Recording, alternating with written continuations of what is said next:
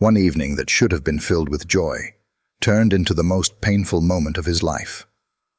When the father announced his retirement, instead of congratulations, his son coldly said, "I don't want to feed an extra mouth." What they didn't know was that the man they dismissed so easily was hiding a secret powerful enough to change their lives forever. The retirement party had been nothing more than a handshake from my supervisor and a boxed-up nameplate shoved across the break-room table. No cake, no speeches, no sentimental farewells. 40 years at sea, captaining cargo ships through storms that could swallow a city, and I was sent home with a thin envelope and a "good luck, Ed." I drove back to my son's house, my house too, for now, imagining a warmer welcome. Marcus would be proud, I thought. Maybe we'd toast with a bottle of the bourbon I'd been saving since his wedding, the one he never even knew I owned. Instead, I walked into a kitchen that smelled faintly of reheated pasta and dishwasher steam. Clara was at the counter, scrolling on her phone, her perfectly polished nails tapping like tiny hammers. Marcus sat at the table in his button-down shirt, sleeves rolled to the elbows, tie loosened after a day at the office. They both looked up when I walked in, but there was no smile, no spark of congratulations in their eyes. "I'm officially retired," I said, setting my battered leather satchel on the floor. "No more sailing schedules, no more midnight calls from port authorities. I can finally take a breath." I grinned, waiting for the moment to land. Marcus's fork clinked against his plate. He didn't even try to mask the irritation that flickered across his face. "You mean you just quit?" "I've earned it," I replied, my grin faltering only a fraction. 40 years, son. That's a long time to keep a ship running." Clara slid her phone into her pocket with deliberate slowness. "So, you're just going to sit here now? All day? Doing nothing?" "That's not what I said." I kept my tone light, but something cold pressed against my chest. Marcus leaned back, folding his arms. "We don't need another mouth to feed in this house, Dad." The words came out clipped, managerial, like he was addressing some underperforming employee. It was a strange thing, how a few syllables could feel heavier than a 40-foot wave slamming into the side of a vessel. My ears rang. I glanced at Clara, half expecting her to intervene, but she only tilted her head toward Marcus in silent agreement. "I'm not asking for charity," I said slowly. "You're 66, Dad, not 90. Marcus pressed on. "Plenty of people your age still work, and you're not staying here rent-free. I can line up a job for you. Security guard at the mall downtown, nights and weekends. It'll keep you busy and off my paycheck." The air seemed to thicken around me. My first instinct was to laugh it off, tell him I didn't need his charity, that I could walk away from this table and never look back. But I swallowed it down. Years at sea teach you the value of patience, of waiting for the wind to shift in your favor. I nodded once, just enough to register agreement. "If that's what you think is best." Clara smiled faintly, a smile without warmth. "It's honest work, and it'll give you something to do." Honest work. I'd captained ships worth more than this entire block of houses, navigated storms in the South China Sea, negotiated with port officials in languages I barely spoke. But sure, watching over a dying mall at 2 in the morning was honest work. Marcus's voice softened, as if this was the part where he got to play the benevolent son. "I'll talk to the mall's security manager tomorrow. You can start next week." I picked up my satchel, the leather warm from the heat of my hand. "I'll be ready," I said, even managing a small smile. Inside, though, something ancient and cold was settling in my gut.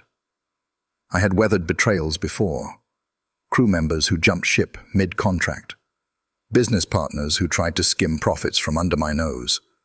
But betrayal from your own blood was a different kind of storm. I carried my satchel down the hall toward the small room they called mine, each step echoing in my ears. The old floorboards creaked in familiar places, but tonight, even the house seemed to be listening. In my room, I sat on the edge of the bed and stared at the faint reflection of my face in the darkened window. I thought about the man my son believed he knew. Worn out, broke, dependent. That was the role I'd been playing for years, and clearly, he'd bought it wholesale. The thing about storms is, they pass, and when they do, you find out what's still standing. A slow smile tugged at the corner of my mouth. Not the polite, placating one I'd worn at the kitchen table, but the kind I used to wear before steering into a headwind. I would take the job. I would stand in that mall under the hum of fluorescent lights, let them think they'd reduced me to this. And then I leaned back against the headboard, the smile still there. They had no idea the tide had already started to turn. I couldn't sleep. Retirement is supposed to drop you into a soft chair and a quiet life, but the house seemed to hum with a low electric tension that wouldn't let me rest. The digital clock on my nightstand glowed 11:42. Pipes thumped in the walls. Somewhere a neighbor's dog barked, sharp and impatient. I lay on my back and watched headlights crawl across the ceiling, as if ships were passing through a fog I couldn't shake. I closed my eyes and tried to breathe slow. It only made the silence louder. Murmurs bled through the thin drywall, voices traveling the way wind moves across open water. At first it sounded like TV, that bored rhythm of sitcoms and canned laughter. Then I heard Clara say my name in a tone that clipped each syllable, and every muscle in my body went still. "Ed can't stay here for free," she said, voice low but not careful enough. "He made his choice. Retire if you want, fine, but we're not covering it." I sat up. My room sits at the end of the hallway, the door a stubborn thing that sticks if you try to close it quietly. I eased it open inch by inch and moved barefoot across the floorboards, mapping the places that creaked like I've done since I moved in. The hallway light was off, spilling only a faint seam of brightness from the living room. I stopped outside the archway. From that angle I could see the corner of Clara's knee draped over the sofa and the reflected glow of the TV on the picture frames along the opposite wall. Marcus's voice had that managerial bite he puts on like a necktie. I'm not saying throw him out on the street, but he needs to contribute. I lined up that mall job for a reason. "What if he refuses?" Clara asked. "You heard him earlier. He'll be ready." People say that, and then 2 weeks later they're napping through the afternoon and eating leftovers like they're entitled to it. Your dad's sweet. I get it. But sweet doesn't pay the electric bill. My jaw tightened. I'd paid electric bills on 4 different continents.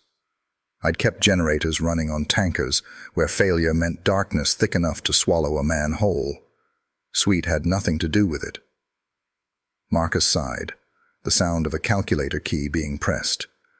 "We use his retirement checks. He owes us rent. Groceries, too. If he balks, there's always—" He paused, as if the next words needed to be dressed in something polite. "There's always the Green Ridge place." Clara's voice sharpened. "The nursing home." "That's expensive." "Not if his pension covers it," he said. "He'd get care around the clock. They have movie nights." "Movie nights," she repeated, like it tasted good. "Marcus, we can't just—" "We can," he said, firmer. "We will if we have to. I'm already carrying enough at work. I don't need to babysit my father. The TV laughed for them when they didn't. I pressed my palm to the wall and felt the hum of the house under my hand. Years of sea time make you listen with more than your ears. I could hear the soft clink of Clara's bracelet when she gestured, the hollow tap of Marcus's foot against the coffee table when he got impatient. "Set a deadline," Clara said after a beat. "1 week to show up for every shift, no excuses. If he's late, if he forgets, if he doesn't feel up to it, we move forward with Green Ridge. I'm not letting this turn into a long-term situation." "Good," Marcus said. "I'll handle the paperwork for his pension transfer." "It's not like he needs all of it. He's here. We're paying the bills." Something old and iron in me slid into place. I remembered the bulkhead doors we sealed in the Strait of Malacca when a storm came on fast, the steel groaning like a living thing while crew shouted over the wind. Fear will try to grab the wheel and spin you around. Discipline keeps your hands steady. I let their words pass through me like cold spray and waited for the wave to crest. Clara's tone softened, syrup over a blade. "You're doing the right thing, you know. You always do." She leaned in to kiss him. I could hear the faint brush of lipstick on skin. "Your father's lucky to have you." Lucky? That was almost funny. I thought of the nights I'd eaten canned beans in a port motel so I could wire more home for tuition, the years of holidays I'd missed so my son could wake up in a house that didn't leak when it rained. The envelopes addressed "past due." I intercepted and paid before Marcus even knew they'd arrived. I'd let him think it all came easily, that his effort was the sole currency buying his life. That was my mistake. I mistook silence for grace and modesty for virtue, and I watched as he grew fluent in a language of entitlement I never meant to teach him. "Green Ridge has a wait list," Clara added, practical again. "We should put his name down now, just in case." "Do it," Marcus said. "And I'll text the security manager first thing in the morning. Dad starts Monday." I could have stepped into the room then and ended it. I could have said, "You won't take a cent that doesn't belong to you." I could have laughed and told them about the investments, the meetings in port cafes where the napkins were damp with salt air, the warehouse tour in Singapore where I shook hands with a young founder and recognized the same reckless gleam I carried at 25. I could have told them who really paid for the granite in this kitchen. But I didn't. I went back to my room. The clock read 12:06. The house settled, a few quiet ticks like a hull cooling after a hard run. I sat on the edge of the bed and imagined the mall, a half-lit atrium, the skeletal angle of a shuttered department store, a vending machine humming to itself. I thought about the kid I used to be on a rust-streaked freighter, learning how to plot a course with a grease pencil and a chart spread across a table no one dared to set a coffee cup on. Every journey starts with a heading. I needed to pick mine. I opened the top drawer of my dresser and slid aside a stack of old shirts until my fingers found the small metal box tucked at the back. The hinge squealed softly when I lifted the lid. Inside lay a handful of things that held the shape of my life. A St. Christopher medallion worn smooth, a folded photo of a ship's crew squinting into a winter sun, a business card with an embossed wave and a name I hadn't said out loud in years. My thumb traced the letters. Jonathan Pierce, Blue Harbor Shipping. We'd built something in those early days that felt like more than tonnage moved and schedules met. We'd built a route through uncertainty, a promise that goods would get where they needed to go, and the men who carried them there would be paid on time. I'd taken a stake, not much by some standards, but enough if you knew how to ride a tide. I'd let it sit and grow and feed other quiet investments, all while I let my son believe I was merely a stubborn captain who couldn't keep away from the water long enough to build a life on land. I replaced the box and closed the drawer. The ocean had taught me to count by more than minutes and dollars. It taught me to count by weather systems, by the swell before a storm, by the sound a rope makes when it's about to snap. It taught me that you don't shout at the sea and expect it to listen. You set your angles, you align your stars, and you move. I lay back and listened to the house lose energy. The TV clicked off. Water ran. A door closed. A mattress sighed under the weight of two people who believed they had solved a problem cleanly.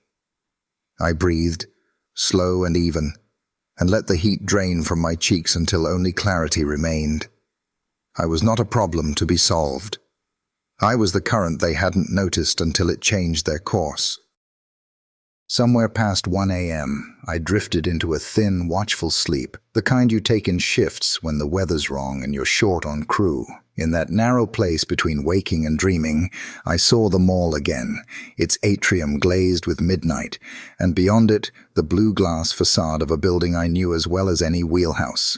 White letters across the top, Blue Harbor. I watched a younger version of myself stand at the curb with Jonathan, both of us laughing at something the world would have called impossible. When morning nudged the curtains grey, I was already awake. Coffee sputtered in the kitchen. Clara hummed tunelessly, a sound like she'd been born pleased with herself. I washed my face in cold water and studied the man in the mirror. The crow's feet carved deep by sun and salt, the line of a mouth that knew when to close. I dried my hands and went to the kitchen. Clara wore a silk robe, her hair twisted into a knot that looked sculpted. Marcus was in a crisp shirt, tie knotted tight as a reprimand. He glanced at me over the rim of his mug. "I texted the mall manager," he said. "You start Monday, 7 p.m. to 3 a.m. They want reliability. No drama." "No drama," I said, and sipped my coffee. It tasted like a promise I had no intention of keeping.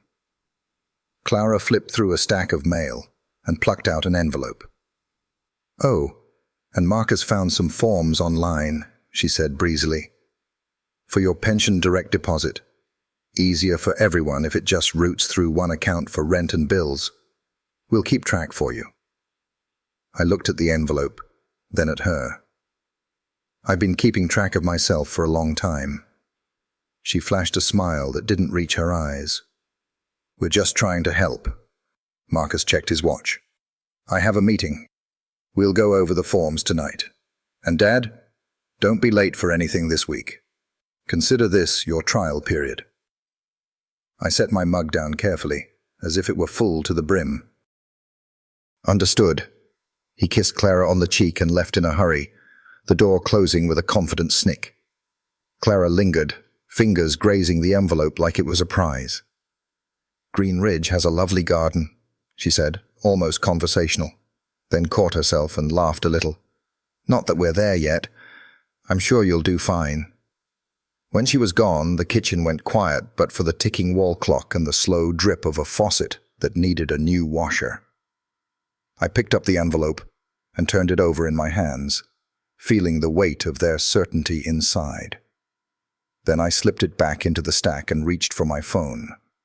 I scrolled past missed calls from old shipmates and a text from a hardware store that still thought I needed caulking. My thumb hesitated over a number I hadn't dialed in a decade. The name above it was not Jonathan's. It was someone else. Someone who noticed numbers, the way I noticed weather. Someone who once told me, smiling into a styrofoam cup of coffee, that the quickest way to find rot is to follow the places where the paint is too perfect. I stared at the screen until my reflection blurred into the black glass. Then I hit call and lifted the phone to my ear, listening to the first ring stretch out like a horizon line, thinking, 1 week, Clara, 1 week is all the time I'll need. The wind at the docks always carried a different kind of smell, salt and rust, mixed with the faint tang of oil and old rope. I could still summon it, even now, sitting in a landlocked kitchen with the coffee going cold in my hands. If I closed my eyes, I could feel the boards under my boots shift with the tide, hear the distant clang of a halyard against a mast, the deep horn of a freighter easing out to sea. Those sounds had been my heartbeat for decades, and long before Marcus ever drew his first breath, they had been my way forward. I didn't start with a captain's stripes. I was a kid with more stubbornness than sense, signing on to a rust-streaked vessel because the recruiter said I'd see the world.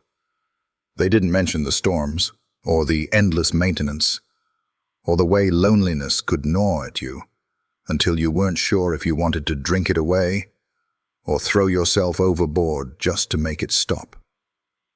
But they also didn't mention the people you'd meet. People who could read the sea as if it were scripture, who could fix an engine with nothing but wire and a prayer. Men like Jonathan Pierce. The first time I saw him, he was leaning against a crate in the shade of a shipping container, sleeves rolled up, tie stuffed in his pocket like it was just another tool. He was younger than me by a few years, but already had the gleam of someone who wasn't content to just follow a chart.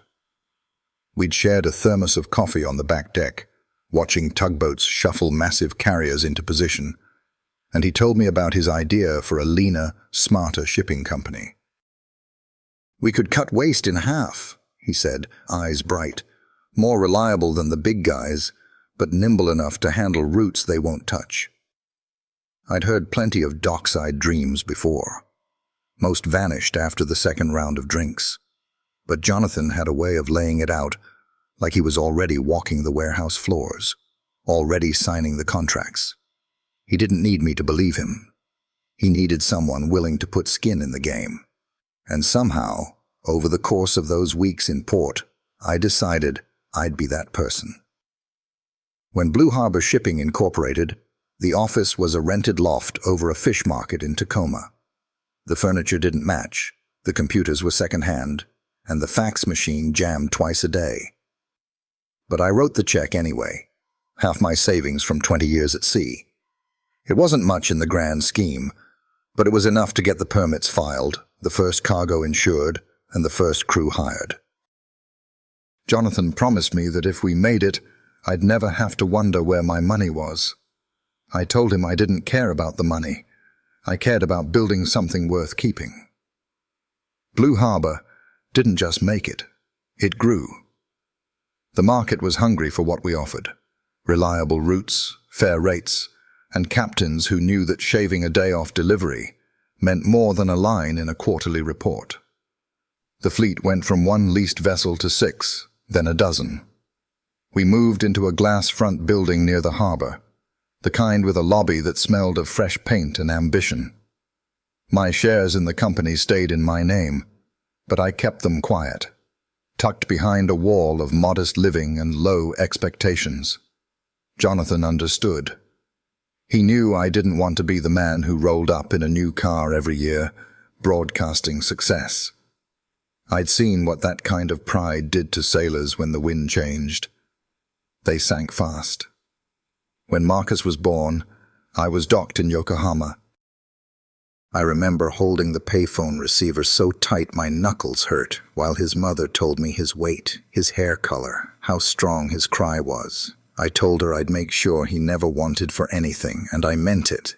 Blue Harbor dividends covered more than diapers and formula. They paid for good schools, new shoes every fall, and the down payment on the house Marcus now called his. He never knew where the money came from, just that it was there. I preferred it that way. Let him think I was just his dad, working hard, making ends meet. Now, sitting here decades later, I wondered if that had been my biggest mistake.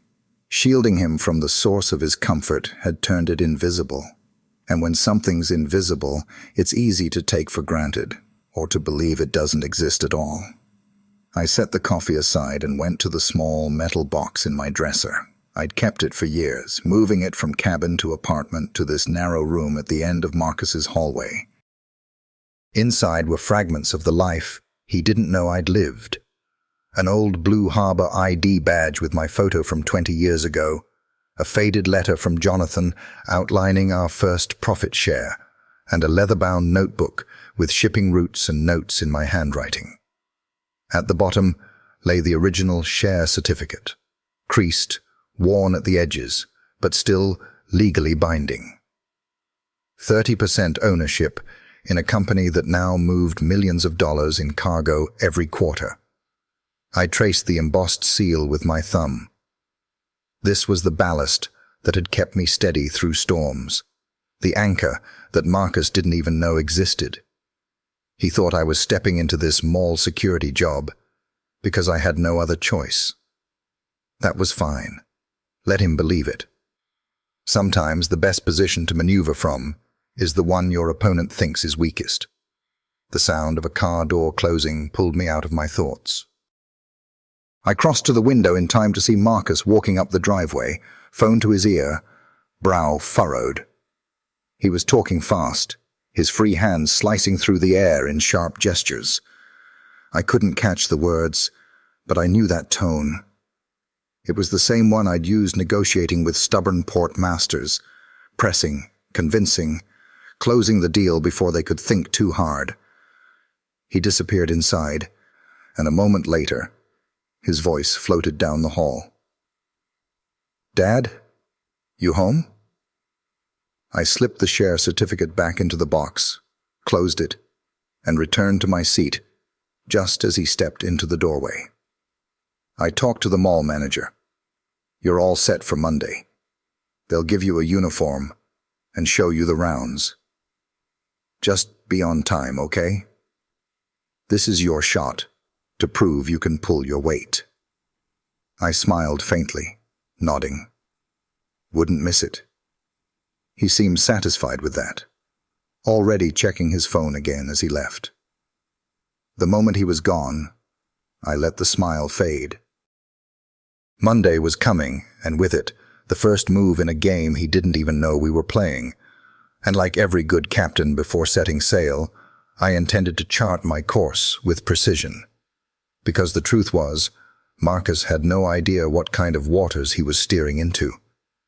When you've captained a ship through typhoons and midnight squalls, you learn the value of not showing your hand too early. You keep your face calm while the storm tears at the rigging. You keep your voice steady when the crew's eyes are looking for any sign that the ship might not hold. That's what I did at the breakfast table the next morning, sat across from Marcus and Clara, nodding along like a man who had finally accepted his place in the pecking order.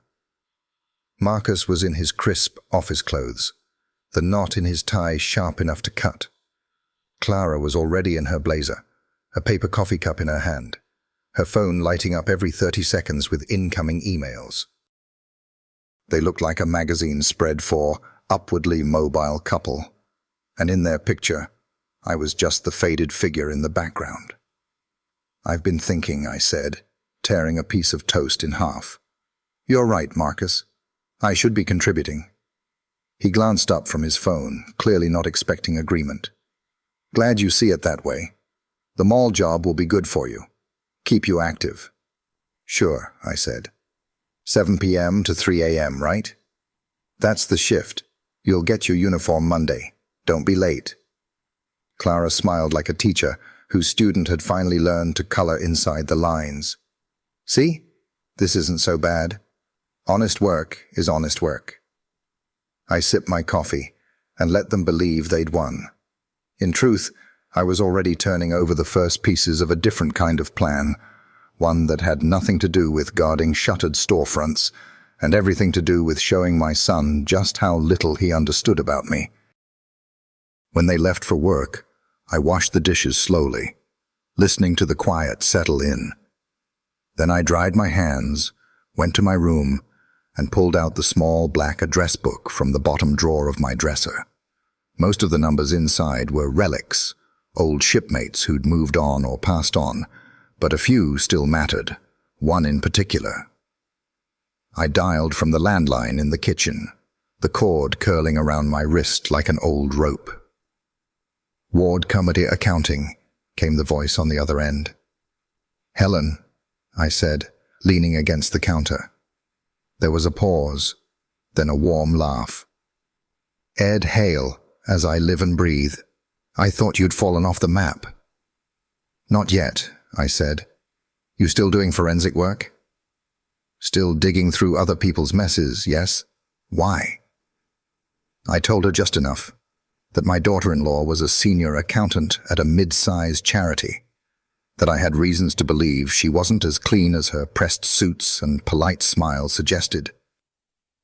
I could hear Helen's chair creak as she leaned back. "You're not asking me to go after family, are you?" she asked carefully. "I'm asking you to look at numbers," I said. "If they're clean, I'll drop it. If they're not, well, then we'll talk about what to do next." Helen had been my friend long enough to know I didn't make requests like this lightly.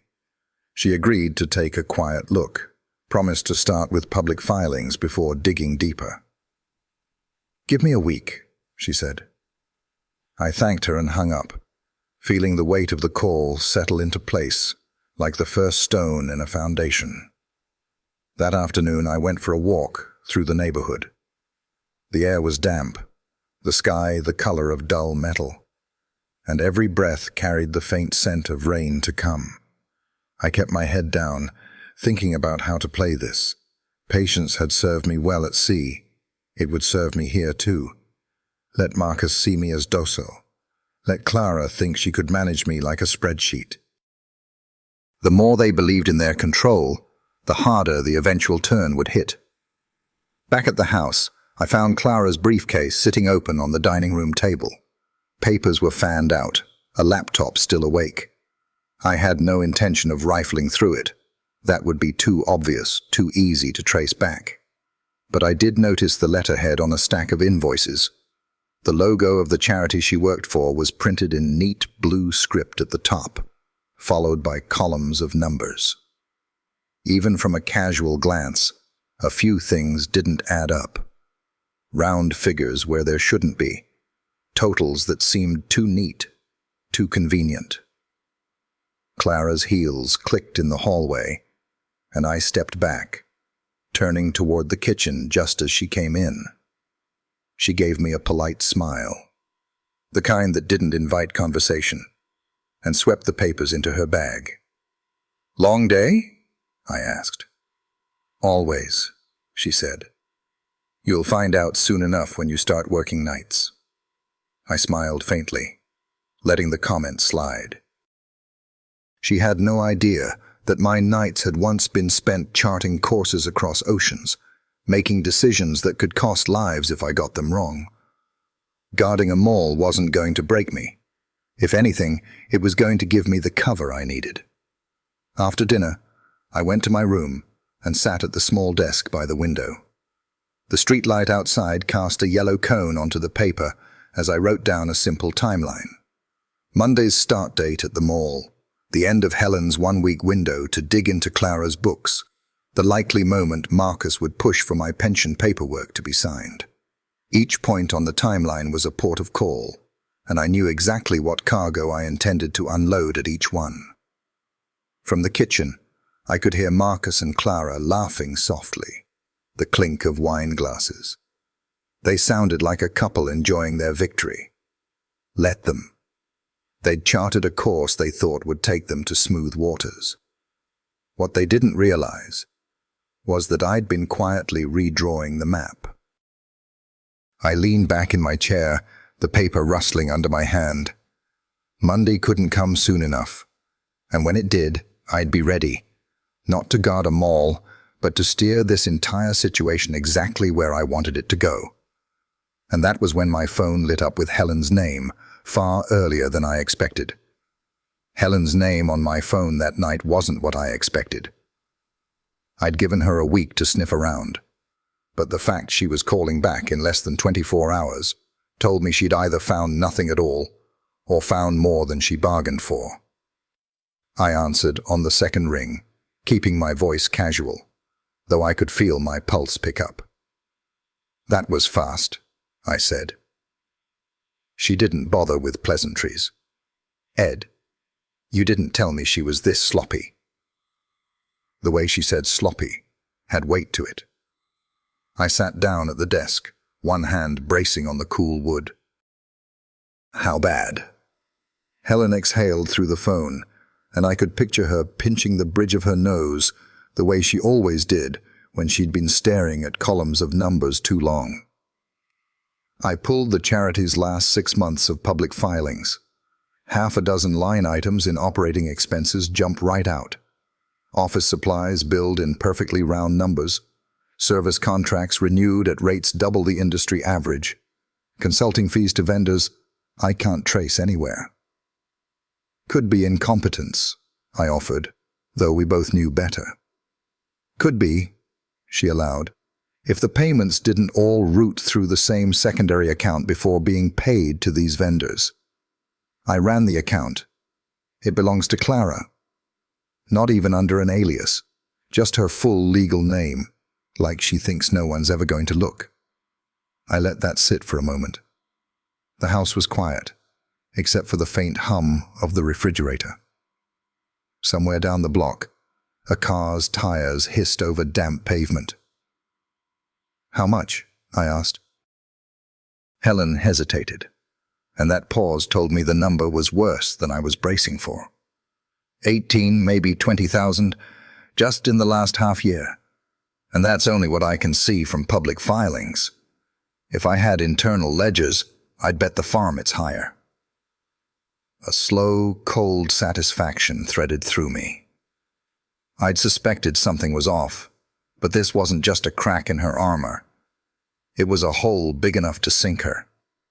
"I'll get you what you need," I said. "Ed," she started, but I cut her off. "Just tell me exactly what documents will make this airtight."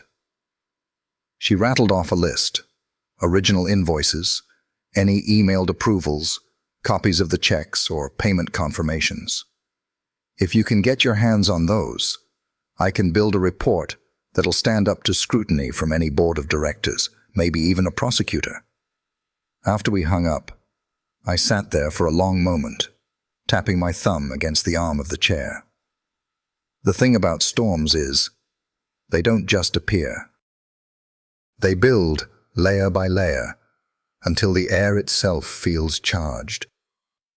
Clara had been building hers for months, maybe years, and she had no idea someone was watching the barometer drop. Over the next 3 days, I kept my movements quiet.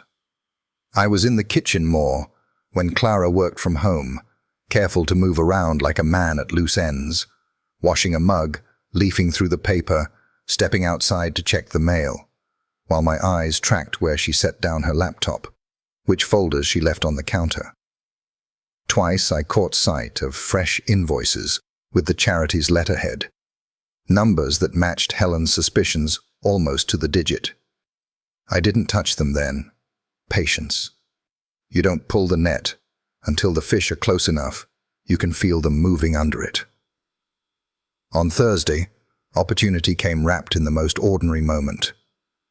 Clara left for work in a rush, muttering about traffic, her bag gaping open on the dining table.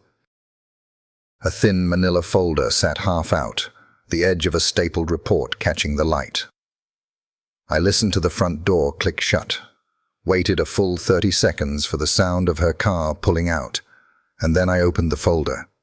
Inside were copies of expense reports, signed by her and time-stamped with the charity's approval system. Each one matched Helen's list: inflated office supplies, maintenance for equipment that didn't exist, consulting work for companies with nothing but P.O. boxes. I slid my phone from my pocket and photographed each page, careful to keep them square in frame. My hands didn't shake. 40 years of keeping a ship steady in rough seas had trained me better than that. By the time Clara came home that evening, the folder was exactly where she'd left it. She never looked twice. That night I sent the images to Helen through an encrypted link she'd given me. 10 minutes later she called back, her voice tight with professional focus. "This is more than enough." She's not just skimming, she's embezzling. And if these totals are monthly, we're talking upwards of 50 grand a year. Will it hold? I asked. Oh, it'll hold, she said. I can draft a report that'll make the board's jaw drop. They'll have to act. I thanked her, ended the call, and sat in the dark for a while. I thought about the laughter I'd heard through my bedroom wall that first night. Marcus and Clara tossing around the idea of putting me in a nursing home, deciding how to spend my pension like it was their birthright. I thought about how easy it had been for them to believe I was a man with nothing left but time to kill. The funny thing about time is, it's only useless if you don't know how to spend it. I had every intention of spending mine wisely. Friday morning, Marcus was already gone when I came into the kitchen. Clara was at the counter, scrolling her phone with one hand, sipping coffee with the other. She looked up and gave me that half smile she used when she was feeling magnanimous. "Big weekend plans?" she asked. "Just getting ready for Monday," I said. "Want to make a good impression." She nodded, apparently pleased.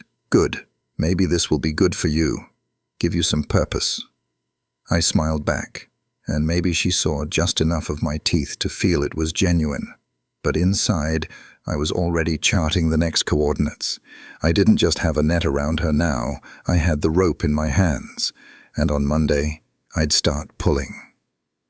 Monday night arrived with the kind of stillness that always made me suspicious at sea. The air felt heavy, as though something was holding its breath. I'd spent the day doing nothing that looked like preparation, reading the paper, walking down to the corner store for a loaf of bread, even sitting in the yard for an hour watching the neighbor's dog chase its own tail. But inside, my mind was pacing the deck. Every step of tonight had to be deliberate. Marcus came home from work later than usual, jacket slung over one arm, tie askew. He dropped his keys on the counter and gave me a look that was supposed to be encouraging but carried the faint edge of a warning. "Uniforms laid out on your bed. You've got half an hour before you need to leave. I'll drive you over." I nodded, not looking up from the sports section. "Got it." He lingered, clearly expecting me to spring up and start getting ready. When I didn't, he sighed and went to the fridge. I heard him mutter something about babysitting under his breath, but I let it slide. Let him think I was passive, maybe even a little slow to react. The quieter I moved, the less he'd see me coming. At 6:45, I still hadn't changed. I was in the kitchen pouring myself another cup of coffee when Marcus came down the hall, already holding his car keys. "Dad, what are you doing? We need to go." I turned, mug in hand. "Go where?" His eyes narrowed. "Work. The mall." "Your first shift." I let a beat of silence stretch before I said, "Oh, that's tonight?" I frowned like I was trying to recall the details. "I thought it was tomorrow." Marcus's jaw flexed. "No, it's tonight. I told you a dozen times. We've been over the schedule all week." I set the mug down, my expression sheepish. Guess I got my days mixed up. The look he gave me could have cut glass. "This isn't a game, Dad. I vouched for you. Do you understand what that means? If you don't show, I look like a fool." I let the words hit me, as though they carried weight, but inside I could feel the satisfaction unspooling slow and steady. "I'm sorry," I said softly. "Truly. But by the time we get there now, I'll be late anyway."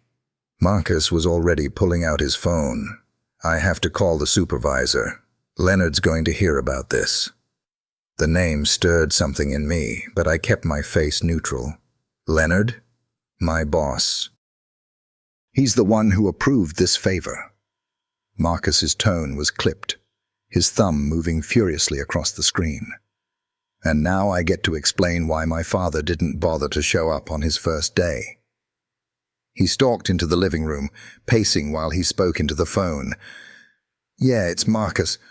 Listen, No, I understand. Yes, I know I said he was reliable. I don't know what happened. I'll handle it." His shoulders hunched tighter with every word. His voice dropping into the low register of someone taking heat from above. When he hung up, his ears were red. "He's not happy," Marcus said, as though I needed the clarification. "You've embarrassed me on day one. Do you know how hard it is to get people to take you seriously when you stick your neck out for family?" I stayed quiet, letting his frustration boil. He wanted me to fight back, to give him something to push against. I didn't. The silence made him restless. "I don't know what's going on with you," he said finally, "but you'd better get it together. Tomorrow night I'm driving you myself. No excuses, no memory lapses, no whatever this was." "Understood," I said, my voice mild. "I'll be ready." He looked at me for a long moment, like he was trying to decide if I meant it, then turned away with a frustrated shake of his head. A minute later, he was in his office, door shut, the faint sound of typing leaking through the walls. I took my coffee back to my room and sat down at the desk. Outside, the street lamps hummed to life, pools of light spilling across the damp asphalt. Somewhere in the distance, a siren wailed, then faded into nothing. I thought about the mall, the security office, the empty hallways Marcus had pictured me walking. Tonight, those spaces remained untouched by me, and that absence had already started working its way under his skin. Phase 1 was complete. The trick with a good storm isn't to batter your opponent with wind and rain. It's to let the pressure drop so gradually they don't realize what's coming until the first wave crashes over the bow. Tonight had been a small wave, just enough to rock his footing. Tomorrow, the tide would pull a little harder. I glanced at the small metal box in the drawer, its weight a reminder of the bigger plan in motion. What Marcus didn't know was that missing tonight's shift had nothing to do with forgetfulness. It was the first marker on a map he couldn't see, one that would lead him exactly where I wanted him. And by the time he figured it out, he'd already be halfway to the rocks.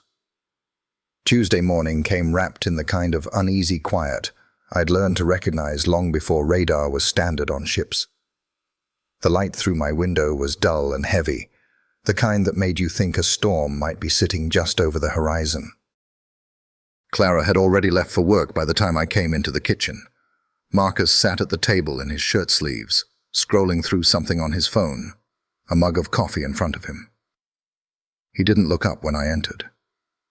"You ready for tonight?" he asked flatly. "I am," I said, and meant it, but not in the way he thought. I poured myself coffee, stood there a moment, letting the steam fog my glasses. The air between us was thick with the residue of last night's irritation. He still felt burned, still stung from having to explain to his boss why the old man couldn't even manage to show up for work on his first day. I didn't need to press on that bruise. It would ache all on its own. By the time the house emptied out, I was at my desk, laptop open, fingers hovering over the keyboard. Helen's report sat in my inbox like a coiled rope, waiting to be thrown. I opened it and read through the neat, damning lines. Dates, amounts, account numbers, cross-referenced with public filings, and the photographs I'd taken of Clara's expense reports. Every entry matched her signature, her approval stamps, her manufactured vendors. Helen had outdone herself. This wasn't just a set of accusations, it was a blueprint for prosecution. I could see how each piece fit together, how every number was a nail, sealing her into a box she'd built with her own hands. I crafted the email slowly, not rushing a single word. The trick was to sound like someone reluctantly stepping forward for the greater good, an anonymous voice who had stumbled onto wrongdoing and could no longer look away. I attached Helen's report, zipped the original photographs into a separate file, and signed it simply, a concerned party.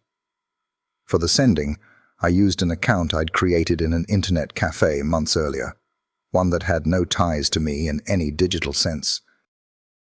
I addressed it to the charity's board of directors, CC'd the executive director for good measure, and hovered my finger over the trackpad for a moment.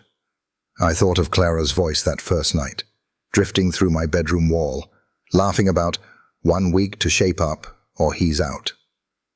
The smile that followed wasn't angry. It was patient. Then I clicked send. It was out of my hands now, the same way a ship is once you cut the mooring lines.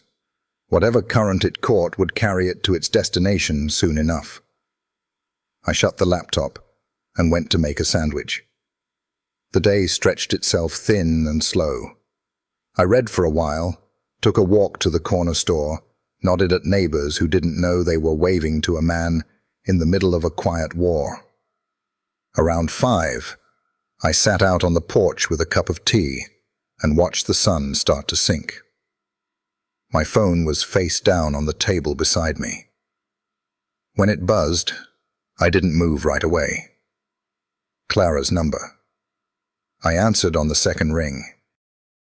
Her voice was tight, brittle. "Do you have any idea what kind of day I've had?" I let my brow furrow, let my voice take on a concerned weight. "What happened?" "Someone—" She stopped, drew a breath that sounded more like a shudder. "Someone sent an email to the board. With documents. Financial records. They're saying I've been stealing from the charity." I made my inhale slow, measured. "That's serious." "It's insane," she said, her voice pitching up. "They had everything, Ed. Not just totals. Copies of my expense reports, approval stamps, vendor invoices. Some of it was even photographed like whoever did this was watching me." "That's awful," I said softly, and meant it in my own way. "What are they going to do?" "They've suspended me. Pending investigation." The words seemed to scrape her throat on the way out. "If they find what they think they're going to find, I could—" She cut herself off. "Could what?" I prompted gently. "Lose my job. Worse. They're talking about bringing in an external auditor. You don't do that unless you're looking to build a case." I let silence hang for a beat, then said, "I'm sure it's a misunderstanding. You'll clear it up." She made a sound that was half laugh, half sob. "You don't clear something like this up when the paper trail is that clean. Whoever did this knew exactly what to look for." The front door opened then, and I heard Marcus's voice calling her name. She muttered, "We'll talk later," and hung up. Through the thin wall between my room and the living room, I caught pieces of their conversation. Marcus sounded concerned at first, then angry. Angry in the way of a man whose carefully balanced life had just had a leg kicked out from under it. Clara's voice was choked, defensive. I couldn't make out every word, but the tone told the story well enough. Dinner was a silent affair. Marcus pushed his food around his plate. Clara barely touched hers. They both looked like they'd been caught in the rain and hadn't had time to change. Afterward, Clara disappeared into the bedroom. Marcus lingered in the kitchen, rinsing his plate, staring out the window. "Rough day," I said, mildly. He didn't look at me. "You could say that." I gave him a slow nod, like I was letting him keep whatever privacy he thought he had. Then I excused myself and went back to my room, closed the door, and sat in the dim light. The second arrow had found its mark. It was buried deep now, and no matter how they tried to pull it free, it would leave a wound. Tomorrow night, the third arrow would fly, and that one would be aimed straight at Marcus. The air in the house that night felt like it had been wrung out and hung to dry, heavy and stale, clinging to the skin. You could hear it in the way doors shut a little harder, in the pause before footsteps crossed from one room to another. Clara didn't look at me when she came into the kitchen. She poured herself a glass of water, her hand shaking just enough to catch the light, then turned and leaned against the counter, as if it was the only thing keeping her upright. Marcus followed a few minutes later, his tie gone, shirt untucked, hair a mess from running his hands through it. He looked older in that moment than I'd ever seen him. Tired, cornered, carrying the kind of weight you can't put down because it's attached to you. He set his phone on the table and sat heavily, elbows on his knees, staring at the floor like it might offer him a map out of whatever hole he'd just fallen into. "I told you I didn't do it," Clara said sharply, breaking the silence. "And I told you," Marcus snapped back, "that it doesn't matter what you say right now. They've got paperwork, Clara. They've got a trail. This isn't going to go away because you say it should." Her eyes flashed. "You think I don't know that? You think I haven't been turning that over in my head since this morning?" They were circling each other, voices low but charged, as if any louder and the words would burn holes in the walls. I sat at the far end of the table, silent, my coffee cooling in front of me. To them, I was just the old man with nowhere else to be, too tired to get involved. That was exactly the way I wanted it. "This could ruin us," Marcus muttered, more to himself than to her.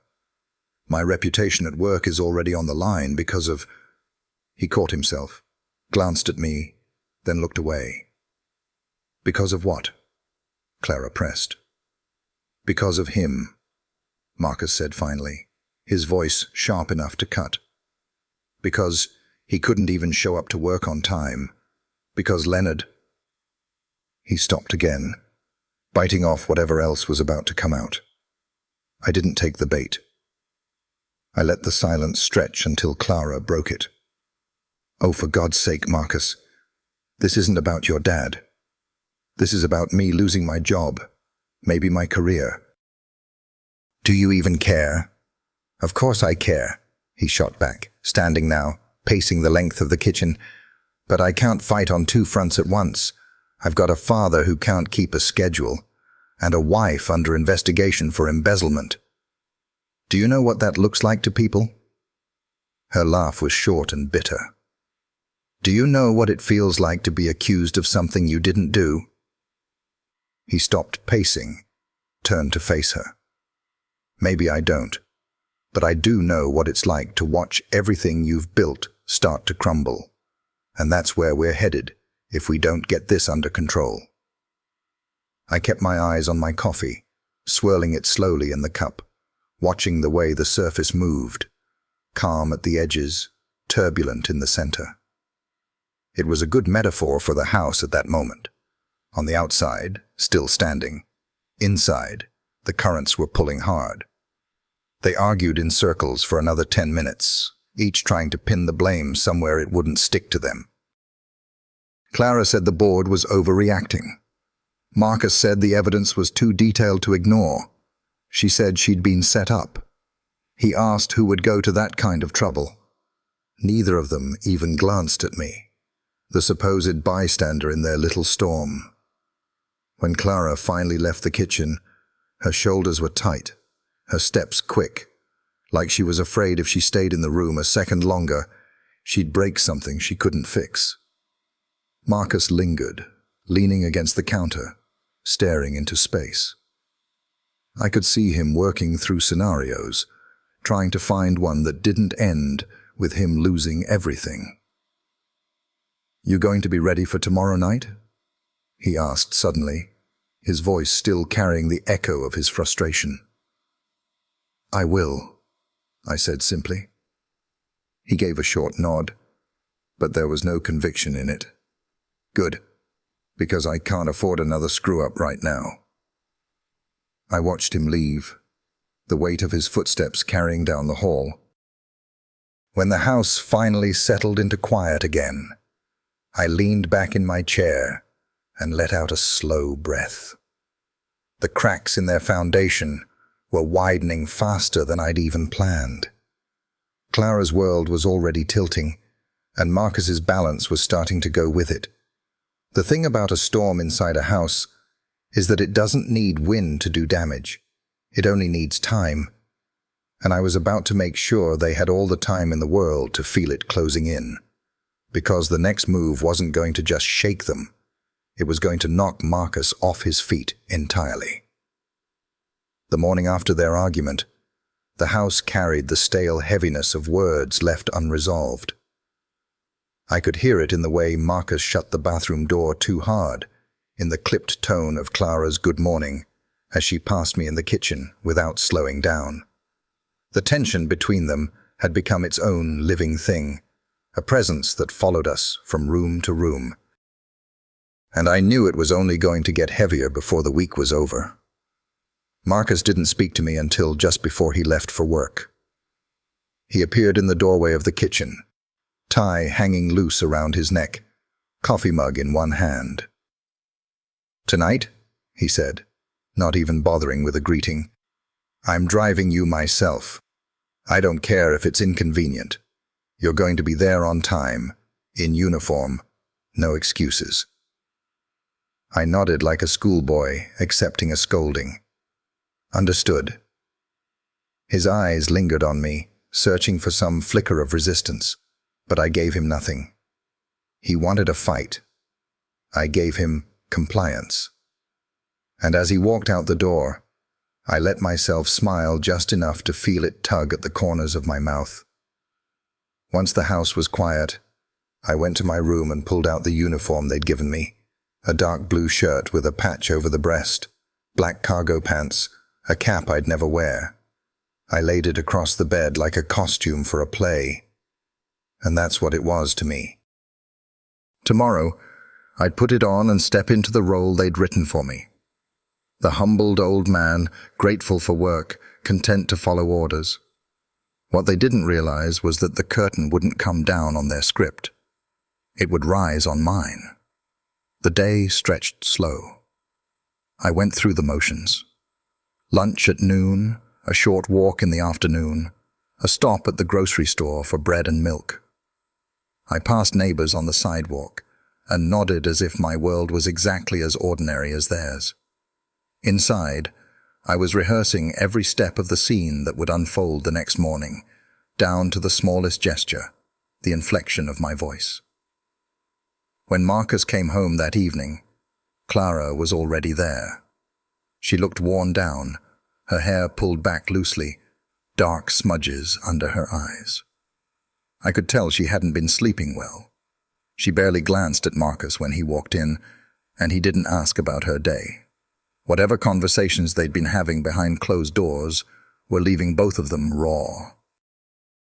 At dinner, the silence was sharp enough to cut with a knife. The only sounds were the scrape of utensils and the occasional clink of a glass. Marcus kept his eyes on his plate. Clara pushed food around more than she ate. I finished my meal and excused myself without a word, leaving them to whatever unfinished battle they were fighting. Back in my room, I sat at my desk and took out the small metal box from the drawer. Inside was the share certificate, the photographs from the early days of Blue Harbor, and a letter from Jonathan Pierce, written more than 20 years ago. I ran my fingers over the paper, feeling the weight of everything it represented. In a few hours, Marcus would walk me through the front doors of the company he thought of as his place of work. He'd introduce me to his boss as the new janitor, and he'd have no idea that every paycheck he'd ever collected there had been in part paid out from my investment. The thought of it was almost enough to make me laugh, but I didn't. There was nothing funny about what was coming. It was simply necessary. Around 9, I heard Marcus in the hallway. He stopped outside my door. "Be ready at 7 a.m., he said, through the wood. "We're leaving on the dot." "I'll be ready," I replied. I waited until his footsteps faded before I leaned back in my chair, hands folded behind my head. The house was quiet now, but it wasn't a peaceful quiet. It was the stillness before a storm makes landfall, when the air feels charged and the horizon looks too calm to be real. I could see tomorrow as clearly as if it had already happened. Marcus's confidence walking me into that building. The moment Jonathan's face registered recognition. the confusion, the dawning understanding, and then the fallout. Quick, brutal, and irreversible. Tonight, I would sleep. Tomorrow, I would end the story they thought they were telling.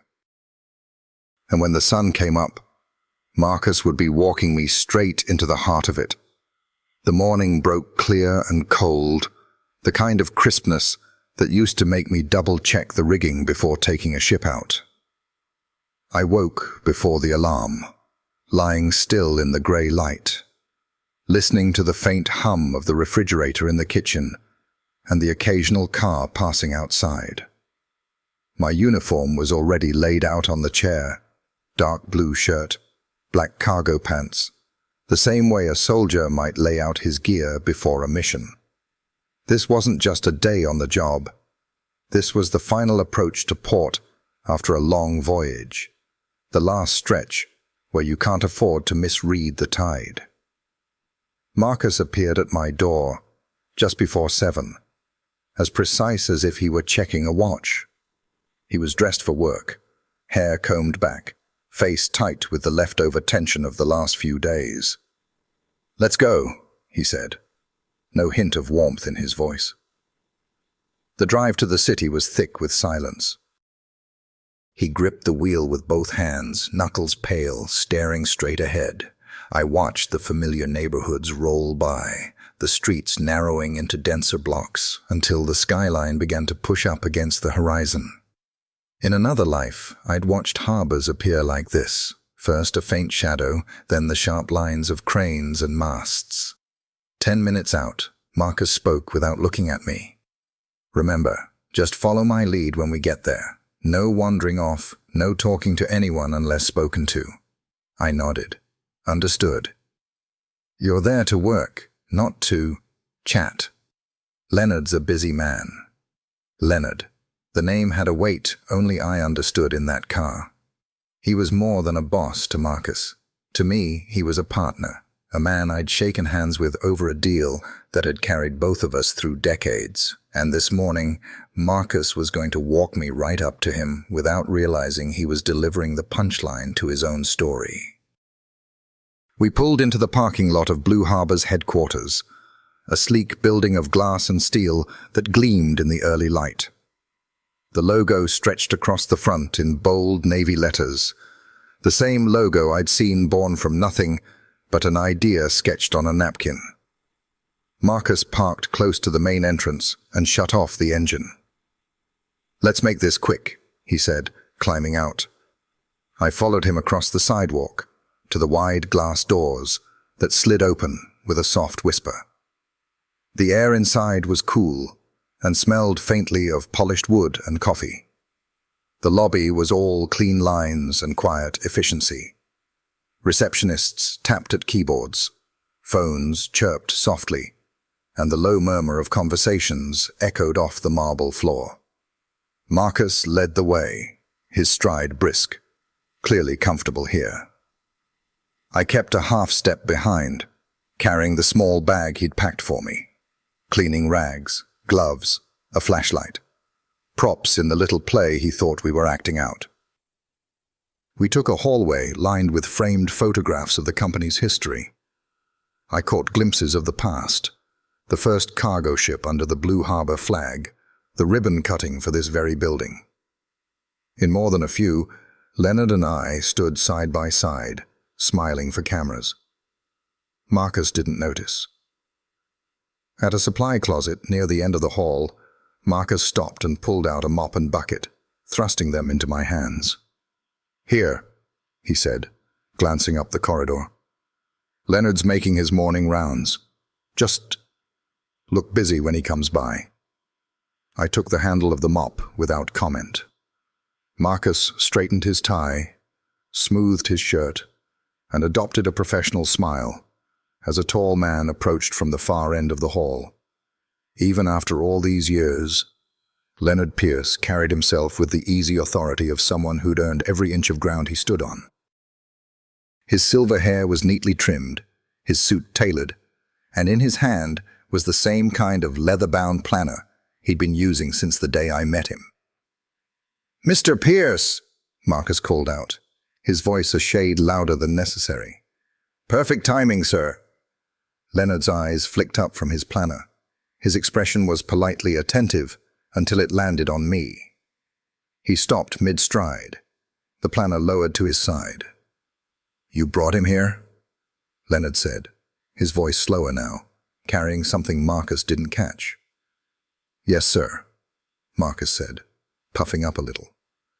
"I solved our staffing problem and a family situation at the same time. This is my father. He's the new janitor." The words hung in the air.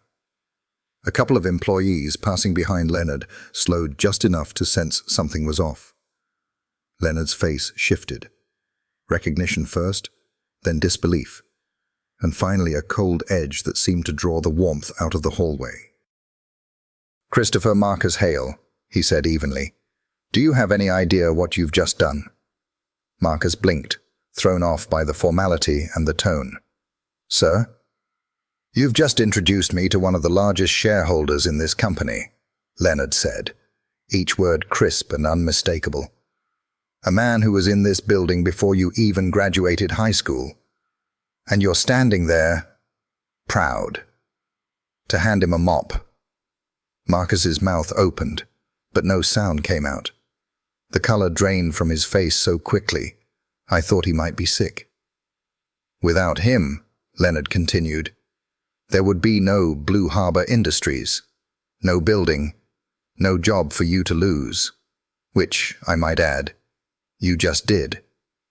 The words hit harder than any storm swell I'd ever taken on the bow. Marcus staggered back half a step. I don't understand." "Then let me make it plain," Leonard said.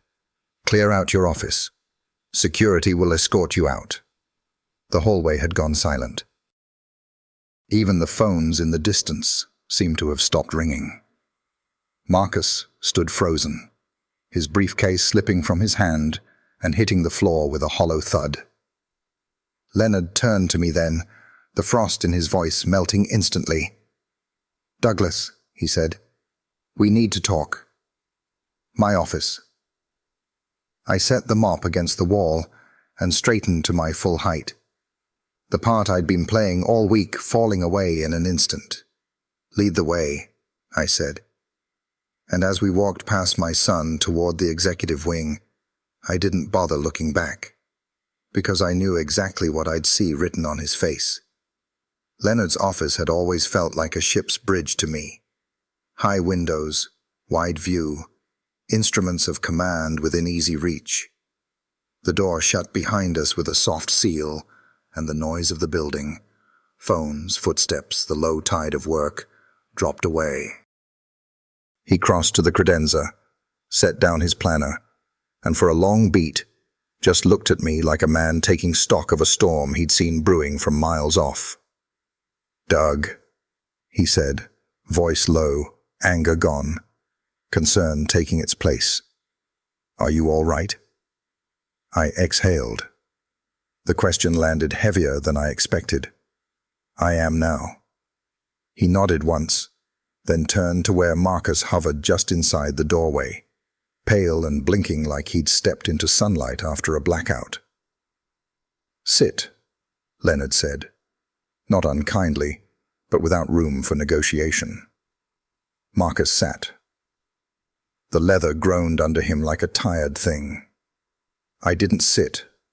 I stood where I'd stopped, mid-room, hands loose at my sides. The weight of the last week rolled into the space between my shoulder blades. Leonard leaned on the edge of his desk and fixed Marcus with the sort of steady look that has moved men off sandbars and onto safer channels. "Your father," he began, "is not a man you hand a mop to. He is not an errand or a favor or a problem to be solved. Without him, there would be no Blue Harbor, and you would not be drawing a paycheck here." He let that settle. "Do you understand me?" Marcus swallowed. I didn't know." "No," Leonard said softly. "You didn't want to know. Those are different currents." Marcus looked at me then, really looked, like he was seeing shapes in a chart he'd skimmed his whole life. His voice scraped when it came out. "Dad, why didn't you ever say anything about any of this?" "Because I wanted to know who you were without the map and compass I'd hand you," I said. I stepped closer, the city's reflection moving like water in the windows behind Leonard. "I wanted to see if you'd respect a man for his weight as a human being, not for the ballast in his accounts." "And I failed," he said, flat, like a verdict. I didn't rush to fill the silence. He needed to hear it echo.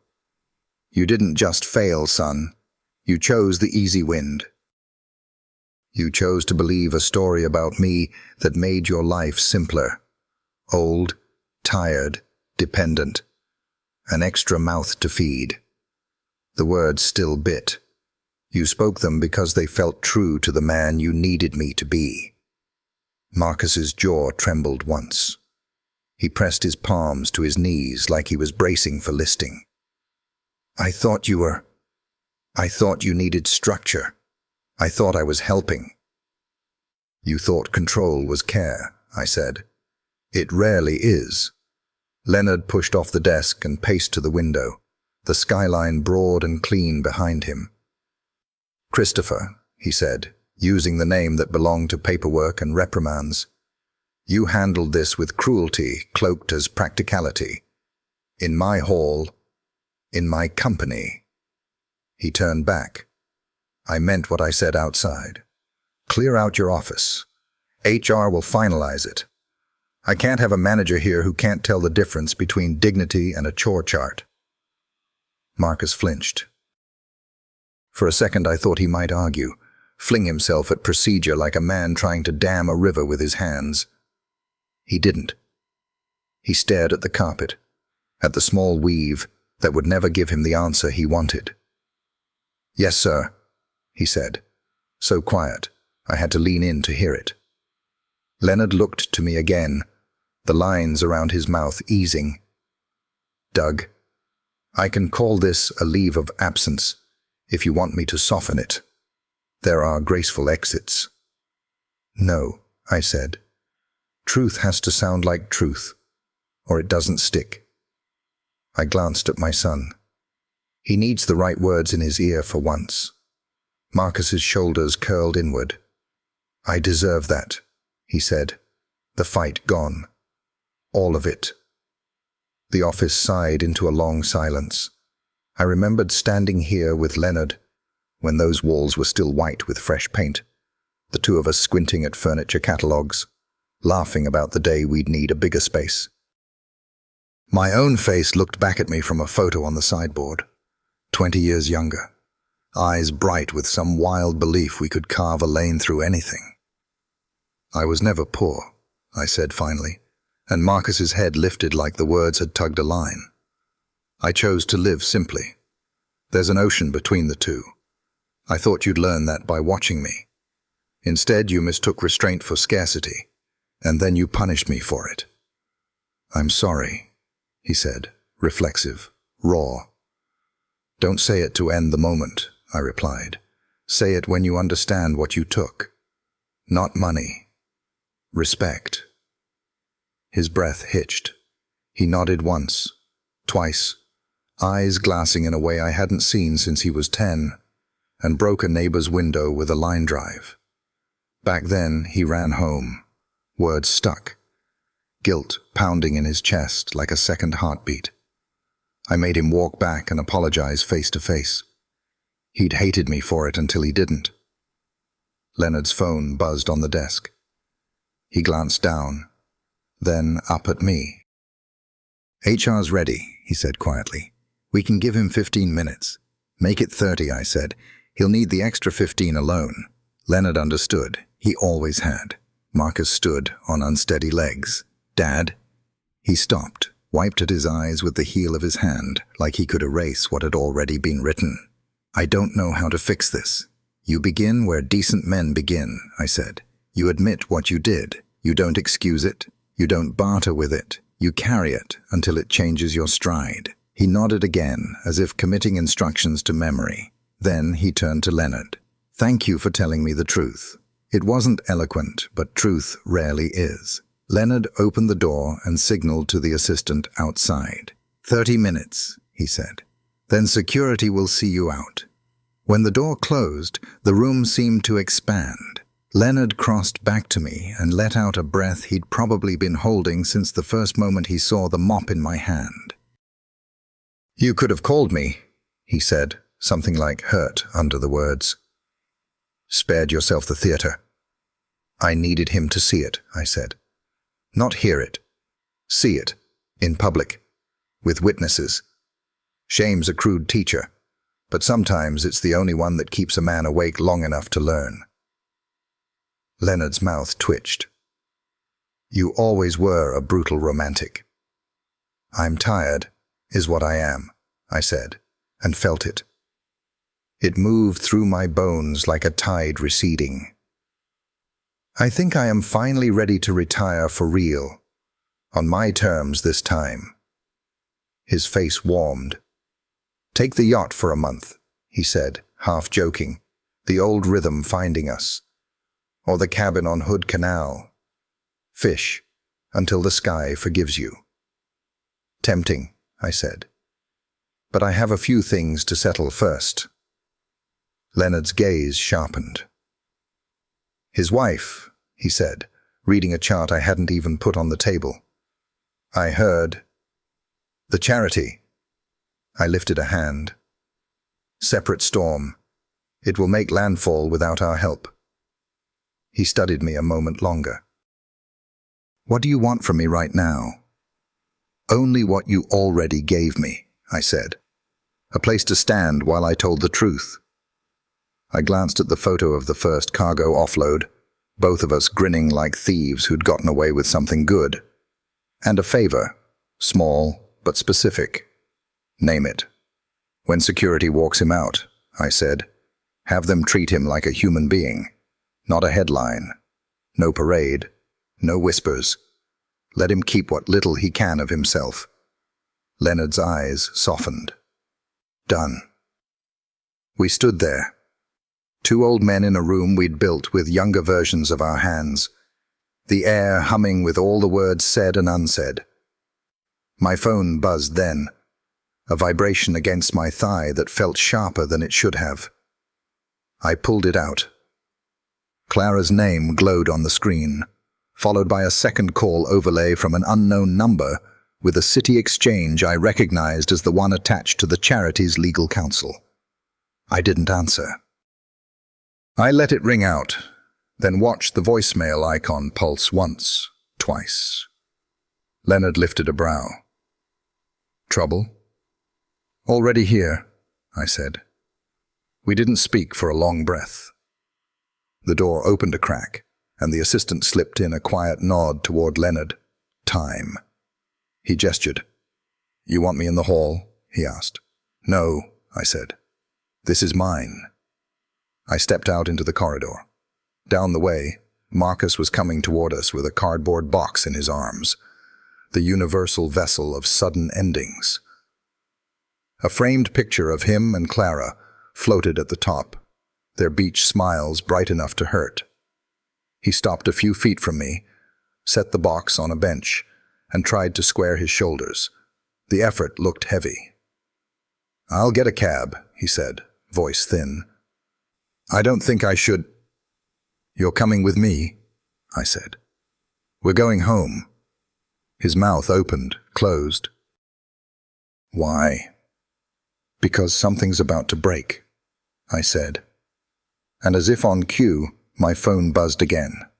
This time, a text lighting the screen from an unknown number that made my stomach drop. "This is Detective Alvarez with the Financial Crimes Unit. We need to speak with Clara Hale immediately." I looked up at my son, his face searching mine for a branch to hold on to in water that had turned dark and fast. "Because," I said, sliding the phone into my pocket, "your wife just became the next storm, and we're going to be standing in the eye when it hits." The ride home was nothing but the hum of the engine and the occasional click of the turn signal. Marcus sat in the passenger seat with the cardboard box on his lap, his eyes fixed on the middle distance, as if staring hard enough could change the road ahead. I could feel the weight of questions hanging in the air between us, questions he wasn't ready to ask, and I wasn't ready to answer. When we pulled into the driveway, Clara's car was already there. She must have left work early. The curtains in the living room were drawn halfway, the faint flicker of a muted television lighting the edges. Marcus sat frozen for a moment before opening the door. "You don't have to come in," he said quietly. "Yes, I do," I replied. And I meant it. Inside, the house felt warmer than usual, almost stifling. Clara was sitting on the couch in sweatpants and a loose sweatshirt, her hair pulled back into a careless knot.